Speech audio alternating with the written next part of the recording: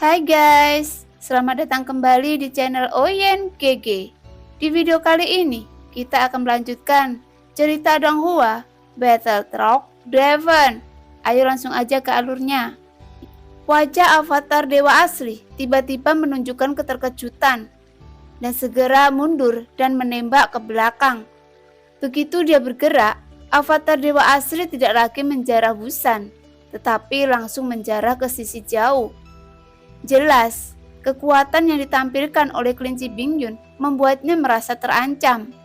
Jadi, dia segera melepaskan ide untuk melenyapkan kelinci Bingyun dan Wusan. Dan kecepatannya langsung meledak, melarikan diri ke ujung jauh tanpa melihat ke belakang.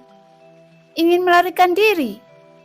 Kelinci Bingyun ragu dan melihat bahwa langkah kakinya ringan, tetapi kecepatannya sangat cepat. Dan ia mengejar avatar dewa asli dalam sekejap.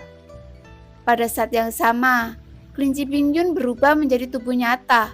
Tiba-tiba membuka mulutnya dan menarik nafas. Dan seluruh tubuhnya mengembang dengan cepat seperti balon. Saat berikutnya, udara dingin dari mulut kelinci Bingyun dan arus dingin langsung menyelimuti tiruan dari dewa asli.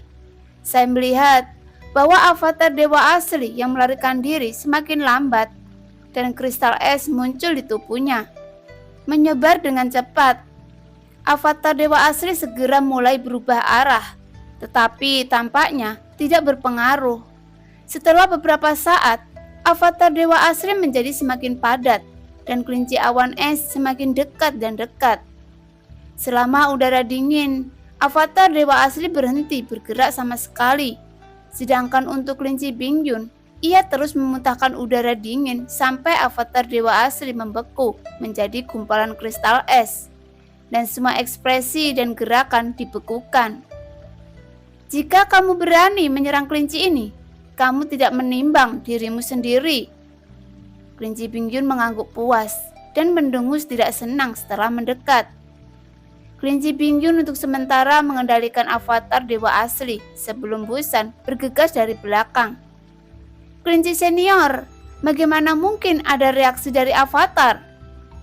Wusan melihat avatar dewa asli yang membeku menjadi es, merasa sangat bingung. Mungkin orang yang membunuh 1000 pisau sudah mati. Jika tidak ada kehendak dewa, serangan balik semacam ini akan terjadi, kata Bingyun Tu. Wusan terkejut ketika mendengar kata-kata itu. Mati? Wusan membuka mulutnya lebar-lebar. Melihat Wusan, Bingyun Tu sangat mempercayainya dan langsung berkata, tentu saja, belum tentu demikian. Setidaknya yang dapat dikonfirmasi saat ini adalah bahwa hubungan antara tubuh aslinya dan avatar dewa asli telah terputus. Dan kejatuhan dewa juga tak terhindarkan. Itu memang mungkin. Tapi secara logis, jika Ciung Tu mengikutinya, tidak akan terjadi apa-apa. Ayo cari mereka. Meskipun kelinci Bingyun memiliki kebencian pribadi terhadap Xiaoyan di dalam hatinya, tetapi karena permaisuri, tidak peduli apakah Xiaoyan jatuh atau tidak. Bingyun Tu juga ingin memastikan situasinya. Seperti yang dikatakan kelinci Bingyun, ia perlahan-lahan bergerak maju. Wusan membeku di tempat, melihat tiruan dari dewa asli yang telah membeku menjadi es, dan tampak bingung pada kelinci Bingyun yang sudah menuju kejauhan. Apakah kamu tidak membawanya? Wusan bertanya dengan keras. Tentu saja, kamu harus mengambilnya. Jangan biarkan dia kabur. Cari tali dan kamu bertanggung jawab untuk menyeretnya pergi. Suara kelinci Bingyun datang dari kejauhan dan kepala Wusan tiba-tiba menjadi hitam. Setelah sekian lama, saya melihat kelinci awan es mencari jejak Xiaoyan. Satu di depan dan satu di belakang. Wusan mengikat es batu dengan tali, meletakkannya di belakangnya dan menyeretnya ke laut dalam. Kelinci senior, aku punya pertanyaan. Katakan terus terang, jangan merengek seperti wanita. Es ini tidak akan meleleh kan? Menurut akal sehat, ini seharusnya akan meleleh. Mendengar itu, pupil Wusan tiba-tiba menyusut. Jika es tiba-tiba mencair, avatar dewa asli dalam es di belakangnya akan langsung memukulnya. Dengan jantung berdebar kencang, akan sulit untuk ditangani. Wusan tiba-tiba menjadi khawatir, menoleh untuk melihat es batu dari waktu ke waktu, karena takut akan mencair. Kelinci senior, kenapa kamu tidak memperkuatnya? Es itu akan mencair dengan cepat. Kelinci senior, sungguh, aku merasa beratnya jauh lebih ringan. Kelinci senior. Sepanjang jalan, Wusan terus berkata. Pada akhirnya, kelinci Bingyun menoleh dengan tajam, menatap Wusan dengan tajam dan berkata dengan tidak senang. Apa yang ditakuti oleh pria? Jangan khawatir, esku tidak akan mencair untuk sementara waktu dan dia tidak akan bisa keluar. Begitu kata-kata kelinci Bingyun jatuh, telinga Wusan menajam. Lalu dia menjatuhkan es batu dan melarikan diri ke kejauhan. Hanya menoleh sejenak untuk melihat es batu dengan ngeri. Duar! Terdengar suara keras dan es batu meledak dan avatar dewa asli segera meraung marah lalu meninju kelinci Bingyun. Namun akhirnya sama seperti sebelumnya. Setelah perlawanan tidak membuahkan hasil, avatar dewa asli membeku menjadi es lagi. Wusan tidak punya pilihan selain menggigit peluru dan terus menyeret es ke dalam lautan hitam.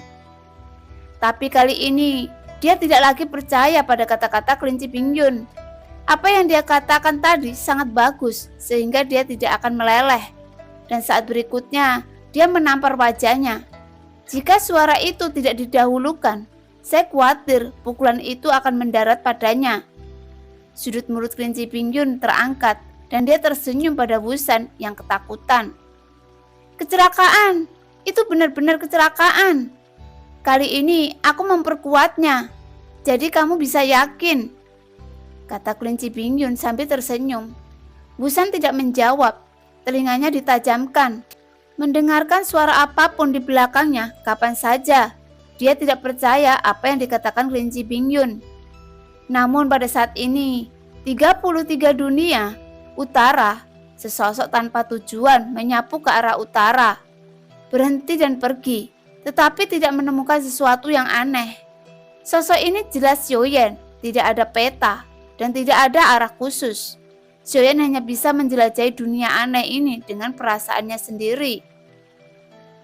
Tetapi Xiaoyan tidak mendapatkan apa-apa di jalan.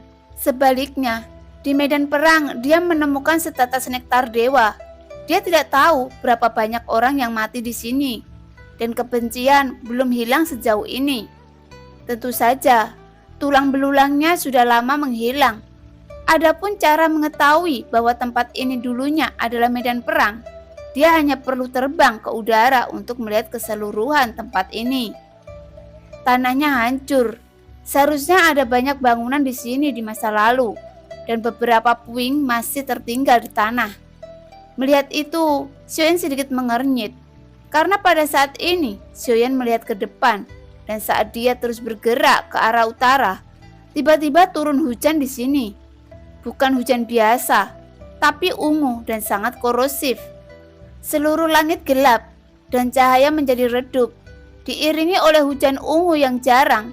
Orang-orang di terdahulu di sekitarnya memiliki perasaan kematian yang kuat, dan tinggal di sini bahkan lebih menyedihkan.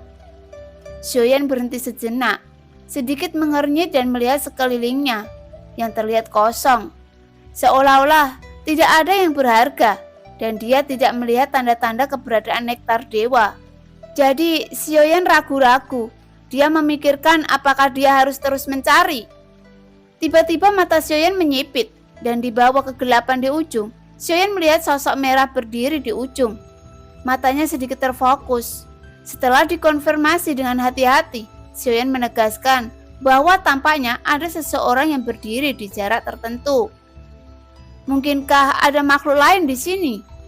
Xiaoyan sedikit mengernyit.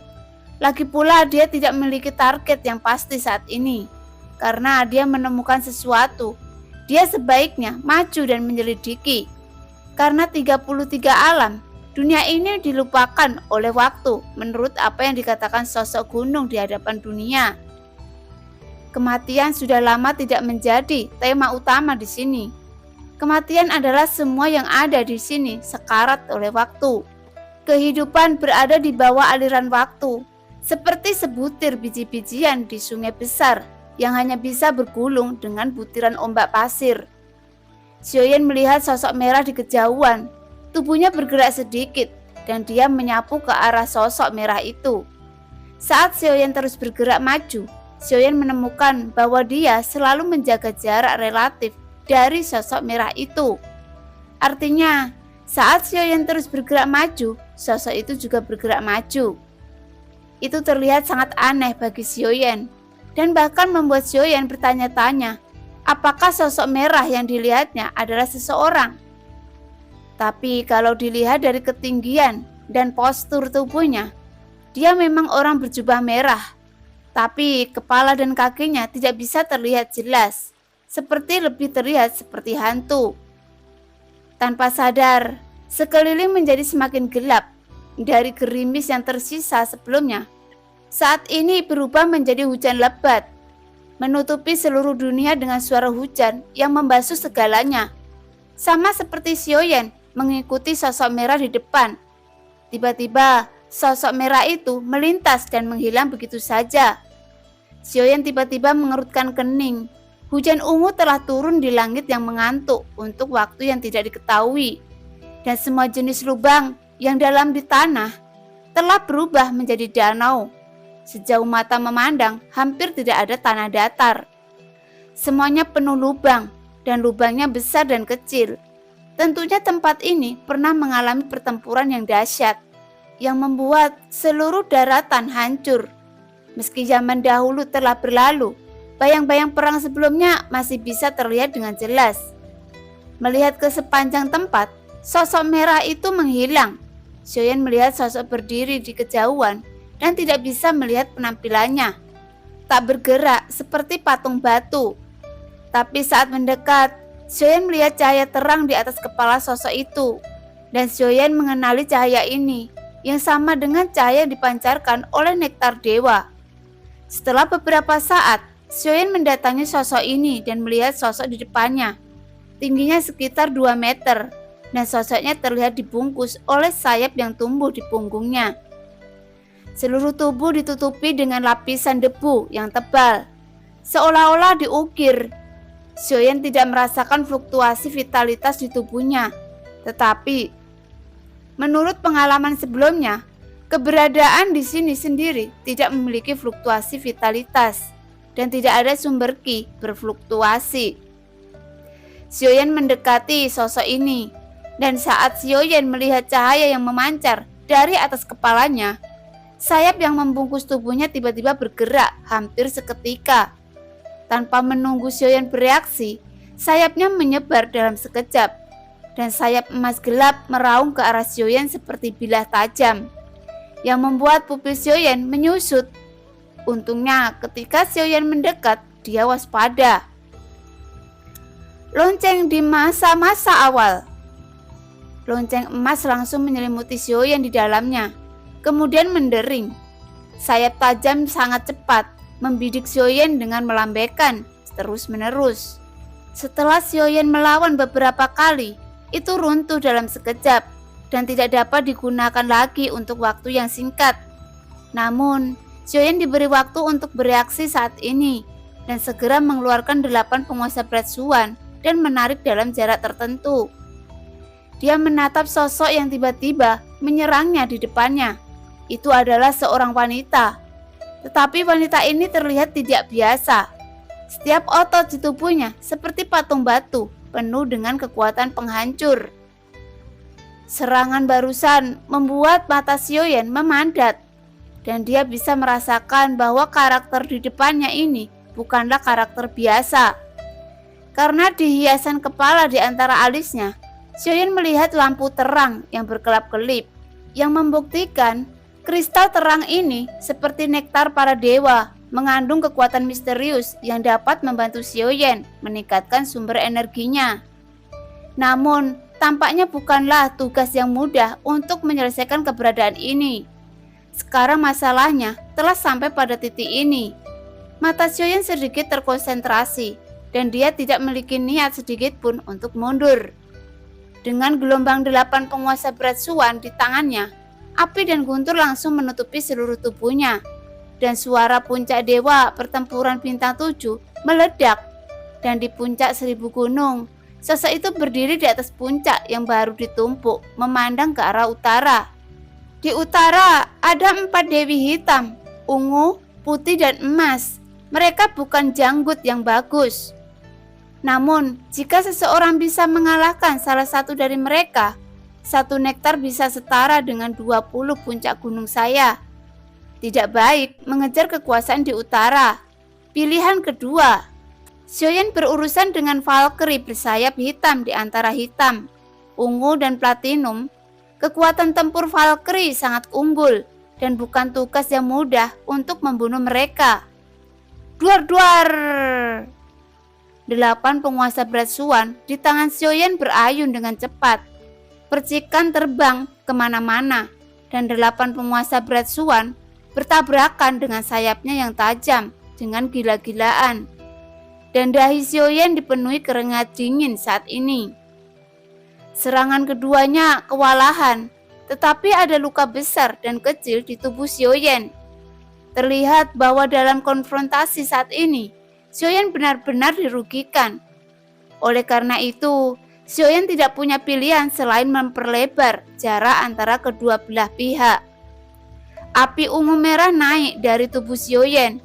Di bawah restu dari 10 api iblis absolut, itu langsung meningkat menjadi 200 juta. Ini adalah jumlah ki asal yang hanya dimiliki oleh dewa petarung bintang 8 di tahap tengah. Merasakan gelombang kekuatan di tubuhnya, Xiaoyan menyerang Valkyrie bersayap hitam lagi. Dan 8 penguasa berat Suan di tangannya dengan panik melawan sayapnya yang tajam. Untungnya, tidak ada keraguan tentang keuletan 8 penguasa berat Suan, dan ketajaman sayapnya mungkin sulit ditandingi oleh senjata biasa. Xiaoyan yang lebih ketakutan berada di dekatnya, meskipun tidak ada fluktuasi ki sumber. Yang terakhir seperti tiruan dari dewa asli, belum lagi memiliki kekuatan fisik yang menakutkan, dan kecepatan serangannya sangat cepat. Apa yang membuat Xiaoyan kewalahan? Hal yang paling menakutkan adalah gerakan menyerangnya tidak memiliki rasa kekurangan, dan semua gerakannya sangat halus dan mulus. Meskipun sumber energi Xiaoyan telah meningkat menjadi 200 juta, dia masih tidak mendapatkan manfaat apapun darinya. Sangat kuat. Mata Xiaoyan menyipit, dan dia bergumam di dalam hatinya. Tetapi serangannya tidak berhenti. Semangat juang di matanya menjadi semakin intens, dan dia tampak merasa semakin berani saat bertarung. Dan pertempuran antara keduanya bahkan tidak terlihat indah, seolah-olah mereka bertarung seperti prajurit biasa. Tanpa energi asal, bahkan kekuatan ledakannya sangat besar. Tapi kekuatan setiap inci serangan tidak diragukan lagi sangat kuat. Yao Beng! Mata Xiaoyan berkilat, dan di sekitarnya segera berubah menjadi siang hari. Dalam sekejap, Xiaoyan melihat Valkyrie bersayap hitam membeku. Dia meraih kesempatan itu dan menebas dengan 1 pukulan.